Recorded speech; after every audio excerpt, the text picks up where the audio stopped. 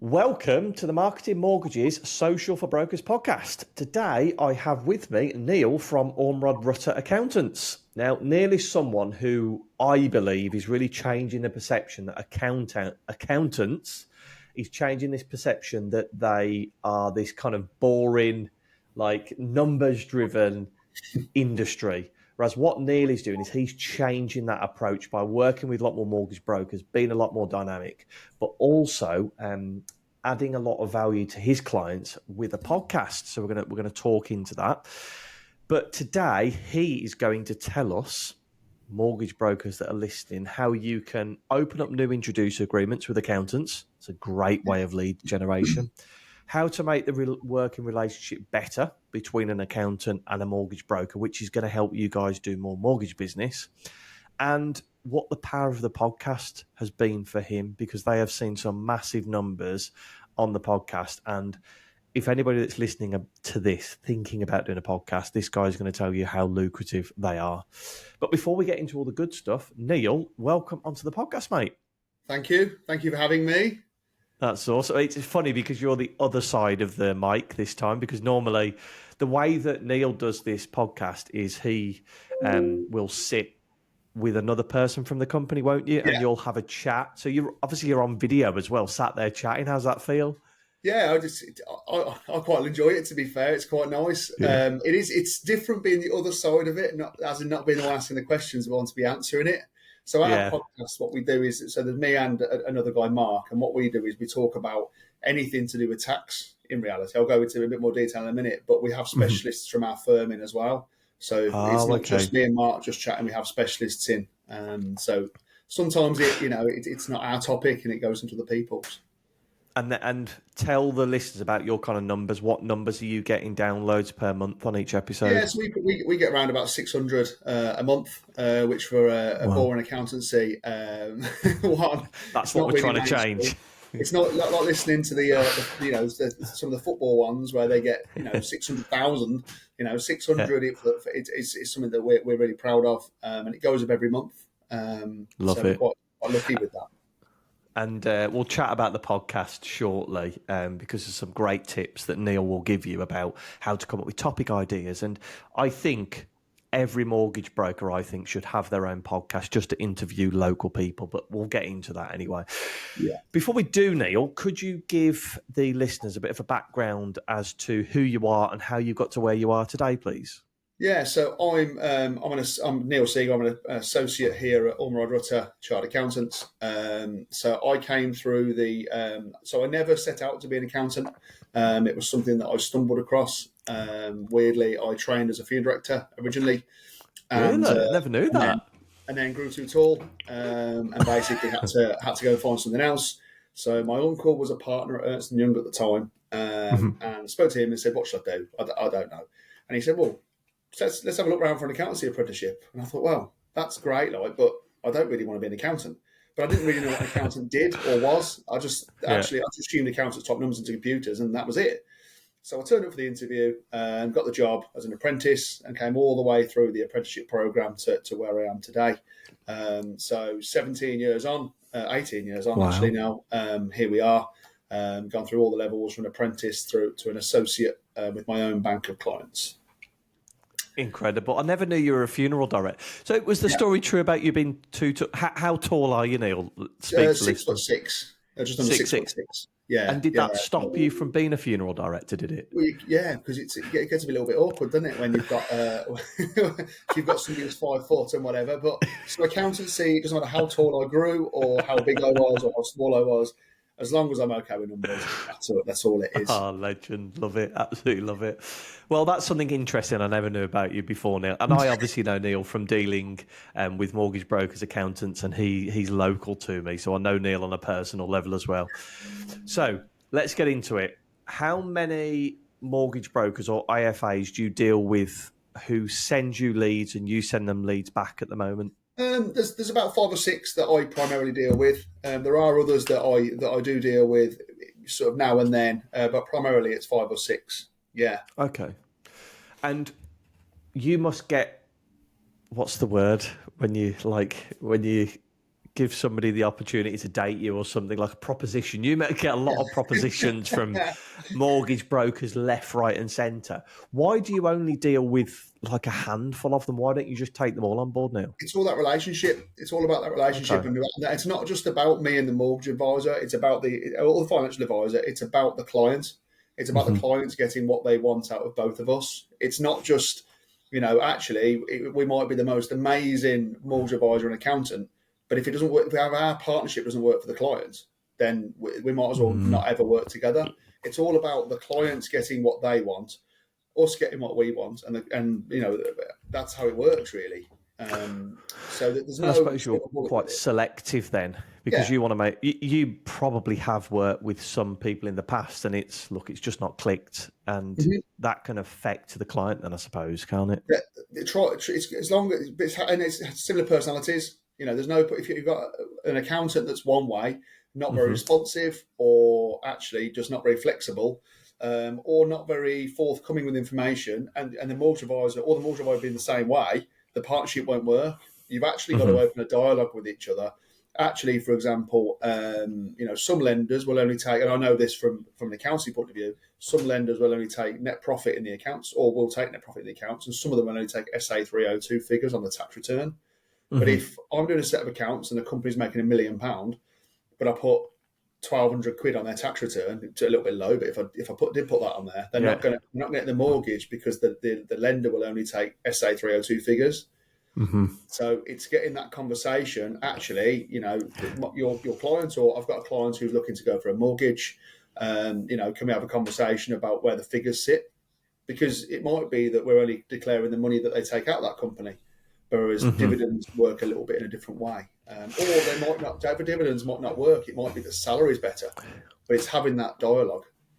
It's that dialogue, and I think accountancy does have this pre-position that people think that they keep everything back, don't they? It's my client, and I am going to safeguard my client as rightly an accountant should do, and they need to be careful with the information that they tell the mortgage broker or anybody about their client. Yeah. But on the other hand, you need to think that giving more information makes it work better for the client, but better for mortgage brokers as well, because it increases the chance of that client get a mortgage through the mortgage broker, doesn't it? And that client gets their mortgage, they're really happy. And if actually, with mortgage advisors that I work with, I end up winning clients off those, other accountants, because other accountants aren't flexible or aren't open to ideas or aren't being very transparent with what's going on. They just won't. They're just like, look, here's the figures, do what you can. Well, that's great, but that doesn't benefit the mortgage advisor and doesn't benefit the client. So the client's going to go, well, sorry, thanks, but no thanks. I want to talk to somebody who will be black and white, transparent, and give me the answer that not necessarily that I want, but the answer that will get me to the position I want to be in. Exactly. And this is so Neil's my accountant, and this is something that I found quite new and quite fresh that I enjoyed when I was going for my mortgage. It wasn't as if Neil gave me my figures and just went, go and deal with it. Me, my mortgage advisor, and Neil were all in talks together about, right, what outcome do we want? Now, in my head, because I'd never had an accountant before, I didn't know that was the norm. I just thought they all existed as separate entities. So when I heard about a friend that was dealing with an accountant and he said, oh, yeah, they just sent me an email and left me to it, I was like, no, that's not right. That's not how an accountant should work, because I was used to the way Neil dealt with it. So, and that's obviously why you've become an associate in your time at your company, because you're obviously very well respected and you have a huge bank of clients. So if you were sat there, you're a successful associate, you're a successful accountant, and if I was a mortgage broker and I wanted to gain your respect, I wanted to try and generate some business from your clients, how would you react? What would be the best way for a mortgage broker to approach you to say, right, Neil, I want to help your clients? How would be the best way for a mortgage broker to do it? It will be to arrange a open meeting. So it will be to approach an accountant and say, look, actually, I'm a mortgage advisor and I work in the local area. I'll give you the example of somebody who was a new mortgage advisor I started speaking to. So they then approached me and said, look, I'm looking to set up. I've just set up. Got a handful of clients looking to build up. What do I, what can I do for you, and what can we do with each other?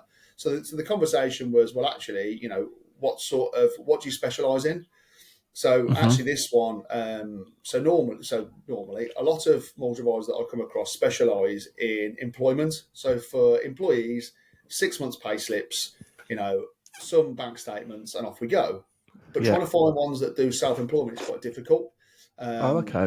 Or trying to find ones that will understand the accountancy world as well as their own. So I understand both worlds, but only because I've worked with mortgage advisors before. So you get a little bit. So actually, it's come and approach, have a conversation, and actually then you try a couple of clients with each other. Actually, see whether it works, whether actually you are similar, because you really have to be a bit similar to work together. If you're going to be, there's no point in the accountant saying, yeah, I'll go into things with you, and then close up. Here's your figures, get on with it, because it's a partnership. That's the way we have to look at it. It's a business partnership for the benefit of that client, not us, the benefit of the client. So two things then, if I was a mortgage broker, the first thing, which I really like, instead of me coming to you and going, Neil, just letting you know, I am a mortgage broker. I've set up in Smithsville, the same town as you, because we both live in this beautiful Smithsville town. And I say to you, if you've got any clients that I can help, let me know. Yeah. That would be quite a weak way to approach it. If I went to you instead and said, right, I'm a new mortgage broker in Smithsville, I want to tell you that I actually specialise and I've helped a lot of people that are CIS subbies. Yeah, and perfect. I know that these are the type of clients that will need an accountant further down the line, so I'll make sure I send them to you. But I need to work with an accountant that understands CIS, and it's almost like brushing your ego then, isn't it? Yeah. Because you're like, I know how to do those. I could help.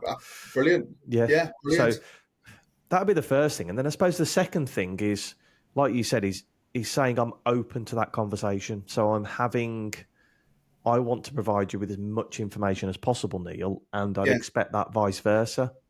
Exactly. And it's so it might be that somebody comes to me. Some people have their own mortgage advisors that have known for donkey's years and they're friends with. That's okay. Mm-hmm. Some accountants will say, I'm not working with them. Sorry, that's not. I only work with one accountant. Sorry. Oh, really? Yeah. So I've had that before, where people will say, no, I will only work with one accountant, and that's my accountant and my mortgage advisor. That's it. Or I've got my mortgage advisor. They're newly self-employed and they've had a mortgage advisor for years, for their third house or whatever. And then you're there saying, well, okay, well, I'm the new accountant because you've gone self-employed or whatever. But that person specialises in employees, not in self-employed people. And then then what happens is then I end up out basically doing more than I should as an accountant. So I end up then stepping in saying, well, no, this is what we should be doing. This is what I've done with other self-employed mortgages. And that's all right, because you end up educating the mortgage advisor to learn different techniques. It's a pain because from my point of view, I'm thinking, well, this is your world, so please, you should know. It's like coming to me and telling me what a CIS sub is. It shouldn't work that way. But in reality, the way I used to get annoyed with it, I don't anymore, because it's shared information. And actually, if that client's happy, whether I like working with that mortgage advisor, or that mortgage advisor likes working with me, the client gets what they want. And that's the most important thing. I can't stress it enough. It's about the client. So if I was a mortgage broker then coming to you and almost saying, look, Neil, I understand self-employed mortgages. I know that I will need from you X, Y, Z if we go ahead with the client, and demonstrating that up front so it doesn't take a case for me to demonstrate that with somebody. Perfect. Yeah, that's it. Yeah. And then all I would do is, if I'm always open to work with new ones and whatever, and actually no problem. So what we're going to do is X, Y, and Z. Here's a client we're going to try. Let's see how it goes. And you either say it either works or it doesn't. If it doesn't work, the client's got what they wanted, but actually it's thanks but no thanks. Mm-hmm. I met a financial advisor the other day, and he was relatively new set up. So I'm now talking to him about leading him to actually approach accountants and how to do that. And actually, it's all a case of, this is what I've done. Actually, historically, I've helped X, Y, and Z, not names, but cases, actually. And what we've done is we've taken somebody whose investment portfolio wasn't very great. And what we've done is we've done this and this and this. And actually, we've made their £100 worth £100 within, 3 weeks. brilliant. You know, if that happened, then I'd probably be a bit concerned. But you get what I'm saying. Here's the case that Yeah. I've done. But in the mortgage world, it's well, actually, you know, I specialise because normally what you find with mortgage advisors, it's they're either absolutely amazing at self-employment, or they're not. And Okay. there's a bit of a camp. But people specialise. So some people are amazing at, you know, specialise in doctors, for example. Some people specialise in purely employment. Some people will do a mixture of the two, and that's okay. But a good accountant will guide and assist and say, well, actually, you know, this we can't do this because of this setup. I like that the IFA came to you with case studies. I think what would be a really good one is if you are a mortgage broker looking to impress an accountant, send them an email introducing yourself or pick up the Yeah, phone and give them 3 case studies of self-employed. One could be, you know what I mean, maybe a subby. Second one could be a limited company director. And third one could be a portfolio, yeah. lot of mortgages. And then Neil reading that then as an accountant goes, this person knows their stuff. So let's try a few cases rather than just a generic email saying, hi Neil, I'm new to the area. Can you pass me any clients? Yeah, well, I probably get one of them a week. Do you? I'm And that looking. doesn't stand out, does it? It's okay, brilliant. I'll file that and I'll come back to you eventually, because it doesn't. Yeah. You know, it's like sending your CV to somebody, and Mhm. it's not just mortgage advisors to accountants. It's vice versa. It has to be. You know, Okay. actually, the mortgage advisors that I work with, actually, I work really closely with them because we work really closely. I've had to Hmm. impress them as much as they've had to impress me. You know, Yeah. if they're coming to me and actually I'm unresponsive. You know, I'm sure people have this problem all the time with accountants. Accountants just don't respond sometimes, and it really bothers me. So it's actually, you know, if a client needs an SA, if a mortgage advisor needs an SA 302 of a set of accounts, they need it like that week, not in 3 weeks' time, because all that happens is that client then gets upset, and then it just leads down the line. Right. So I'll tell you a story now. This is a great story. I had a house and it was going through, and then we pulled out of one house, and I needed my SA 302s for my new tax year to send off for this mortgage. And I literally emailed Neil. I was like, hi, Neil, hope you're all good, mate. Can my mortgage broker have my up to date SA 302s? I got a phone call, and he was like, I said, oh, hi, Neil, how you doing? He says, I thought I'd give you a call just because I'm going to get them done for you right now. I was like, bloody hell, that was quick. I says, where are you? He says, I'm just about to go down for an operation on my knee. He says, but I'll make sure that they're on your they're in your inbox within the next couple of hours. Man of his word. I said, Neil, do not worry about it. I don't need it till tomorrow, like day after. He sent me them. Not only did I get them in my inbox 2 hours later, I then got a WhatsApp on the night texting saying, Chris, did you get those SA302s, mate? I was like, you should be recovering. And you were texting, just going, no, just wanting to make sure you got them. That is what you call service. That is, it was That's how it should incredible. be, though, shouldn't it? That's how it should be, because you, as the client, have then got what you needed from that. Mm. You know, But it's I think people are very rare. It's very rare that's. I don't know if I'd well, do the yeah, same for maybe not. social media posts the other way, mate. Yeah, maybe not waiting for theatre like, but it's get it through, isn't it? And you know, actually, you Yeah, know what you find a lot of the time is you don't hear from clients, you don't hear from, you know, mortgage advisors yeah. or other professionals very often. But when they need you, they need you. And that's the Hmm. one thing that, you know, we're really hot on. We're as a firm, we're a family firm, but we're very much, if you need us, you need us. We might not hear from You're you for there. 6, 8 months, but when you need us, we're there. We're like, Mm. I Love that. described it to somebody the other day. I describe myself to a client, and this will make you laugh, as your best friend in business. Because when you are Okay, self-employed, nice. you haven't got a mate you can just phone, or you don't want to talk to the competition particularly. But I work with loads of different Yeah. people and learn loads of different things. So I become your best mate in Mm. business. So you want a mortgage, you phone me and you go, look, I want to do this, and I'm like, mate, no chance. You Yeah. don't want the income. And I know that from where I am. But then I'll say, well, I'll have a chat with the mortgage advisor, see what you can come back with. Here's where your numbers are. You know, and actually, the other thing that I will figure out works quite well is a lot of mortgage advisors like to go directly to the client and then the client to the accountant, and it's very clunky. So they have an Okay. initial meeting, and then it'll be, okay, do you mind if the information is shared? Obviously, you have to get permission from the client. It's not something you Yeah. can just go and do. But actually, the mortgage advisor then comes direct to the accountant, not bothering the client, and then here's your mortgage offer. Brilliant. Sign That's here. crazy. Yeah. The numbers are done. It's become because there's nothing worse than a client being a tennis net between the accountant and the mortgage advisor, because you Yeah. just get frustrated. You're thinking, well, the accountant hasn't done that. and the mortgage advisor hasn't done that, and then they end up blaming each other for what hasn't happened, and then you just end up with this, and you're just stuck there going, I don't actually know what happens. Yeah. So Whereas actually, we try and cut out the middleman and work direct. that's what I was going to ask you, actually. What makes a good relationship between an accountant and a mortgage advisor? And I think you've answered it quite well there. It's picking up the phone to each other. Honesty, transparency. Actually, my client needs, basically, he has to have income, or she has to have income of 50 grand, okay, to be able to get this house. Is that something that's on the SA through to yes or no? The answer to the question is no. Well, it's not viable. The answer to the question is yes, then it's viable. Okay, or a house certificate. So we've all seen them, and most lenders need them. And I see that I was literally doing one 10 minutes ago, and actually, it's his certificate, and then they don't come back with the right numbers, or not like the right numbers, but the numbers that they've sent over to you on the other document that don't come back. And you're thinking, what? Transparency. Just be honest and say, look, this is the reason we've done this. Yeah. This is why this is there. And actually, working with, a couple of the best ones that I work with, it's here's the account certificate, right? What we're going to have to put, because I don't necessarily know what the lender is, sort of going to pick up or not going to pick up. So the numbers are there. Actually, how do I justify what's happened? Here's what's really happened, right? How do I articulate that to a mortgage company? Because in the accounting world, it's different to what it would be in the mortgage world. Wow. Not what the situation, but how you explain it. And I could write chapter and verse, but if they need one line, there's no point me writing 6 lines. We're just bore them to tears, and I've only got a box to put it in. So then it's having that conversation and saying, well, actually, this is it. Love that, yeah. So, yeah, I never even thought about that goes on. And that tennis, like you say, that playing tennis between them, that the client might not even know what an SA 302 is. Do you know what I mean? Nope. Whereas you and the mortgage broker goes, you've got an SA 302, yep, sound, I'll get that across, done.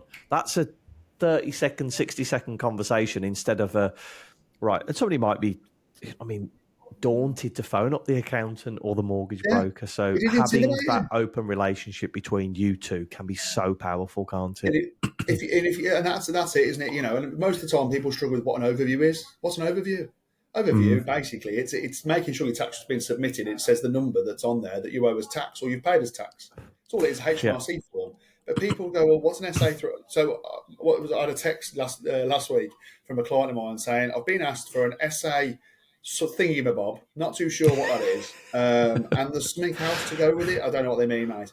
So my response is SA 302, mate, an overview, yeah? And he's gone, that's it, spot on. So you know the jargon, yeah. Get me over in 2 minutes. Because they don't, at the end of the day, I deal with it every day in a mortgage, but it was actually a bricklayer. So the bricklayer doesn't deal with that. But if you turn around and said to me and the mortgage advisor, go and build a wall, I don't know. You wouldn't know it. It's a squidgy stuff that goes in between a wall. I don't know how to use it, and that's it. That's how. And this actually, a bit of a social media tip for the mortgage brokers listening at the minute is this can all form part of your content. A simple post to say what is an SA 302. Yeah. How do I get my accountant involved? And all of this, as you said, seems quite trivial to you and mortgage brokers. Yeah. But to Joe Public, we don't know these type of things. So use this opportunity to go and put a post out this week and explain some accountants' terms, because I promise you it'll do 2 things. It will make mortgage brokers' lives easier when it comes to application, because they may have already seen the social post explaining it. But 2, it positions you as a mortgage broker as a thought leader, because when every other mortgage broker in the local area is talking about how much deposit you need, you're talking about what an SA 302 is, and you're adding value to your audience rather than just trying to sell them. Yeah. And that's it, isn't it? It draws them in. And actually, I saw a post of the day from, I can't remember who it was now, I saw a post on, and actually saying how basically key things you need to be aware of. If you're self-employed, key things we need, SA 302, and we're going to need your overview. Here's what they are. Perfect. Because then, simple actually, as that. I don't understand. But we will. I think as professionals, we don't always imagine ourselves doing jobs that aren't ours. So actually, horses for courses and all that. But actually, imagine me out there, as I said, the bricklayer. I can't build a brick wall, and if I did, it would fall over. It's guaranteed to fall over, and I probably couldn't mix the cement, to be honest. So stick to accountancy, mate. But that's the cement, isn't it? The cement in our wall and the bricks is an SA through to an overview. How does that work? I don't know how to get one of those, but the accountant does. So how about chat that, just here's my meeting, come along. That's where they're at. That's my accountant. Have a chat with him. See you later. Done. And the great thing is talking about explaining these things to clients. You can do joint social media posts. You can both share each other's audiences. So there's some really good ideas there that we've spoken about for social posts. Now, before we get into the podcast questions, we like to donate £10 to a charity of your choice as a thank you for coming on. So which charity would you like us to donate to? NSPCC, please. NSPCC, we'll most definitely do that for you. Okay, perfect. Let's get into the podcast then. So tell me, why did you start the podcast, Neil? So what it was talk. So I wanted to do it for years and years and years, and it was purely to put out there to people the things that. So when you talk to people and you trying to put basically the complicated things that come up in the press and come up in the world into layman's terms. So actually, I mean various topics, but the last one we did was international tax. Okay, so I used to spend a lot of time thinking, well, what does international tax really mean? How does it affect people? And how can we explain that to people that don't necessarily understand what international tax is? So I then spoke to the tax guy here, Mark, and said, do you fancy doing a podcast? And his first thought was, no, I don't want to hear my voice out there. I don't want to look at myself out there. I just want to do my job. And I was like, come on, mate. So anyway, we did it. And we tried to make it. It was two mates sat in a pub talking about that. And we don't sit in a pub, unfortunately, but we sit in the studio. I wish we did. Talking about, talking about these things. And actually, I then take the role as, because I'm the general one, so I'm not the GP.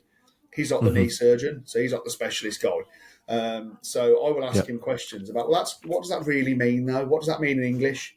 Because talking to me about dividend tax and national insurance and whatever, what does that mean? And I don't understand what that means. So he will then break it down. So I asked the questions that I'd expect to ask if I was a client or if I was somebody listening or somebody who didn't understand anything about tax. That's awesome. So it's really simplifying the terms. Now, I'm going to chuck a few ideas about in a moment. Just before we get into that, how long does it take you to record it? Who edits it? How does all that work? So we've got it finely tuned now. The first episode to produce something that was about 50 minutes long took us about 2.5 hours because it was, oh no, I don't know how to sound there, or oh no, I'm not sure. And then what we've done then is we refined it now. So we do it all in one take now. So but we are wicked. I don't know, we're probably 50 odd episodes in now. So we're quite finely tuned with it. So we do one a month. We've been doing it for probably not far off 4 years now. So we've got loads of episodes out there, but it's actually one take now. But when we have guests on, guests aren't used to speaking on there, so sometimes they need a bit of editing. That's done by our marketing team, and they look after all the editing for us and just put it on the platforms. So we do the recording, we run the recording, we pass it over, and then they do the rest for us. Awesome. So where do you get the topics from then? A lot of them are current affairs. So if something's come up, so like international tax, or there's been a budget, or so the budget end of this month. So we'll do a podcast early next month explaining what these things really mean. So what the changes mean. So some are driven like that. Some of them are actually I've thought of an idea. So the last one we did was on business setups. Because so I'd been asked quite a few times, how do I set up a business? What do I do? What types of business are out there? What are the relevant taxes that come into play with a limited company, for example? Will it be corporation tax? If it was a sole trader or a partnership, it would be income tax, and what income taxes are out there. And that was a setup just because somebody had asked me. So they're not always, based on themes. Some of them are just because that's come up in my mind. And I think, actually, do you know what? It's a hot topic at the minute. I've been asked that quite a lot. Let's talk about it. That's why I wanted to ask you that question, because I understand you have to do the topical things like the budget, the Bank of England, those type of things. But exactly what you said there, things that people are asking you about. How do I set up a limited company? What is an SA 302? And the reason I wanted you to talk through that is because any mortgage brokers that are listening, you can copy exactly what Neil's doing. You can do an episode on, if you are self-employed, these are the 3 things that you need.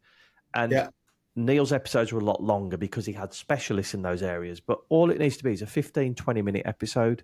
Then, when somebody asks you that question, just before they book their first appointment, you just send it to them and say, take a little listen to this podcast. It's a great way of doing it, I think, is taking people's topics on board and then interview specialists on your podcast. Bring an accountant in like Neil. Yeah. Bring an estate agent in. Bring Perfect. Sue in that did their mortgage with you last year and wants to speak about, you know what I mean, sing your praises. They've Ormond Rutter with Neil's the OT talks. They absolutely smashed it. I think it's doing so well. We enjoy doing it. We enjoy obviously the topics that come up, and it's actually we enjoy just making things sound simple. That's the thing, because actually nobody really cares about the legislation stuff that we have to do behind the scenes, because that's my problem and not theirs. But actually, what does this really mean is their problem, and it prompts people to ask those questions in their mind. Is that a problem? So talking about VAT, VAT what is an exempt activity? What is a normal activity? What is exempt? What is standard rated? Actually, in the mortgage world, primarily it's VAT exempt, so that's good. But actually, what does VAT exempt really mean? Yeah, that's it, isn't it? That's really good, but what does it actually mean? Yeah, those sort of things is basically what we try and address. So definitely go and take a little talk of it. I called it the OT talks. It's definitely not that. It's the OR talks. Go and have a little listen to it. But guys, if you are thinking about doing a podcast, just follow that concept. Don't even have to do it on video. Just do a voice recording speaking about questions that you have been asked. And you can use those on socials then, but I think they're really good to inform your clients when they've asked you a question via email. Send them the episode. I think it's a nice one as well. I saw someone do something different the other day, and what they did was a really good one. So I think they might have pinched it off the car sales or something. So what they did was somebody booked an appointment with them, and actually this was a video, but it wouldn't have to be. It was, "Hi, I'm Neil. I'm going to be meeting you on Saturday to do your mortgage with you. Please make sure, as you told me you're self-employed, can you bring your last 2 years tax returns? Can you bring your last 2 years overviews and a copy of your accounts if you've got them? Look forward to seeing you. See you Saturday. Any questions, just drop me a line. Speak to you soon." And actually, people, I think from what I'm seeing a lot, I'm nowhere near marketing, so you'll probably correct me if I'm wrong on this, but people like seeing the face and seeing what behind it. It's not just an email saying, "Please bring bum, bum, bum, bum, bum, bum." Signed, Neil. Great, that's lovely. But it's not. It might be a personal message, but it seems a bit rehearsed. But actually, when it's a video and it's like this now, just recording it, "Oh yeah, look forward to seeing you. Can't wait to see you. You know who you're going to see, you know what you need to take, and actually you get an idea of what that person's like. Is that person going to be sat bolt upright, staring me in the eye, look really serious? I'm thinking, I'm not too sure, mate, you're a bit serious for me. Or actually, are you a really bubbly person? I'm going to go there, have a bit of a laugh, have a cup of tea, talk about my mortgage, can be pain-free. And if I haven't got something, it's not the end of the world. We can have a chat about the numbers, just make sure the numbers back it up when we talk about it in a bit, when I go for the application." That's the sort of thing that people, you want. And that was the video, and I got loads from it. Really? So was that something that you uploaded? Was that a video that you did? It was something that a mortgage advisor did for a client. Ah, I thought, wow, very cool. And then, ironically, actually, when my wife bought a new car not so long ago, that was the video. It was, "Hi, thanks for buying a car." So it could be, "Thanks for completing your mortgage with us. Really appreciate it. We're going to meet up on Sunday to sign the documents. We're going to be meeting at the garage. So any questions, just drop me an email or a line. I'll see you Sunday." Cool, yeah. Guys, it's not just about the podcast. Neil's giving you loads of tips here on things that are outside marketing. So, Neil, appreciate it. You've given so much value on this episode, mate. I cannot thank you enough for coming on. There's loads of things that mortgage brokers go and reach out to some accountants, go with case studies, go with ammo, and say to them, "I am here to help your clients." You might not get it straight away, but you'll definitely stand out in an accountant's eyes more so than just a generic email that you send over. And the other way is, if somebody hasn't got an accountant already, is approach an accountant and say, "Look, this one hasn't got anybody. Can we work together on it?" Because then you're then going to give them a client, and that's the relationship already started. Like that's an easy way in. Yeah, actually, which accountant's going to say, "No, please don't bring me a client. Actually, please don't. Please don't work on me. I don't want the money. I'm not interested. It's not going to happen." So if you have got one and you are just setting up, and that's the similar sort of thing to what I said to that financial advisor, is if you've got a client, bring them along. We'll have a chat about their tax strategy of their investments, and then is it capital gains tax, income tax, where are we sitting? Inheritance tax planning comes up quite a lot with all professionals. Buy to lets comes up all the time. People are looking, and sometimes people come to me and say, "I want to buy a buy to let." Well, okay. Do you know any mortgage advisors that are any good at this? Well, yeah. Okay, no problem. Let's have a chat. Yeah. You pull them in, or actually off the back of that. So you've got somebody who's got a limited company looking to raise finance to do a buy to let portfolio. So actually, who would specialise in not just be commercial finance in the limited company to fund a buy to let portfolio in another business or another or within that business. So then you've got two sides. You've got commercial and you've got your buy to let mortgage. So you've got two sides. So you might have to find two professionals. Yeah. So, but then it's not just the commercial finance people that just do commercial finance. They won't necessarily specialise in mortgages. So then, so one of my mortgage advisors I put in with my commercial finance guy, and they now work really close together. They refer business with each other. Wow. So it's not just that initial referral; it's those extra ones that can come off the back of it. They build up they say the network. It's not really a network, but then so what you've got then is you've got your commercial finance. So somebody might go to the commercial finance guy and say, "I want to buy a buy to let, but I want to finance it from a limited company." Okay, so look at your figures. So then he'll phone me and say, "Look, this one's not looking great in the accounts. You have a look at it." So then I with a client, and then it will be, "Oh, actually, they need a mortgage. So any chance you can sort it for the mortgage advisor?" So then we've got a little triangle going on. Mm-hmm. It's not just that initial lead, is it? There's so many opportunities. If anybody does want to connect with you, mate, where's the best place for them to connect with you? Just via so I'm on LinkedIn. So search Neil Seager on LinkedIn. I'm on there. Or send me an email. Awesome. We'll pop that in the notes. But Neil, thank you so much for coming on today, mate. Really appreciate you giving all these value to people, and I'm sure people are going to put this straight into practice and start generating some leads with local accountants. Hopefully, fingers crossed. But any questions, just contact me. Awesome. Thank you, mate. Really appreciate it. Cheers. Thank you.